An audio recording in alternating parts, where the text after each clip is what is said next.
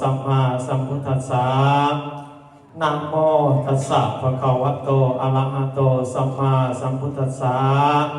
ภาคกฐินทานกับทางภาคอานิสงส์บริวารทั้งหลายทั้งปวงนี้เป็นภาคกฐินสามัคคี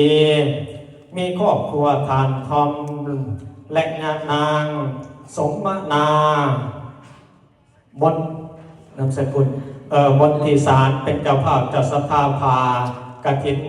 มหากฐินในปีนี้และมีครอบครัวทานภัยจิตหรือว่าโทนี่และก็ไม่ออกอุลาหรือว่าไม่ออกแดงสุขะสุวรรณขันธ์เนาะเป็นเจ้ามลรัตสถาภาอุปโลกกฐินองค์ที่หนึ่งองค์ที่สองพร้อมด้วยผู้เฒ่าผู้แก่คณะอุปถัมภ์วัดลาวและญาติพี่น้องที่มาจากทางไกลทางไกลได้มีจิตใจศรัทธาเลื่อมใสอันแห่งกล้าจึงได้น้อมมาถวายให้แก่พระภิกขุสงฆ์ซึ่งจำพรรษาการทวนแต่อมาตย์ในอาวาสแห่งนี้ภาคกฐินทานนี้เปรียบดังว่าผ้าทิพย์อันเลื่อนลอยมาแต่นภาอากาศและหยาดตกลงมาในถ้ำกลางสงฆ์จะได้จำเพาะเจาะจงให้แก่พระภิกขุสงฆ์ลูกใดลูกหนึ่งก็หาบ่ได้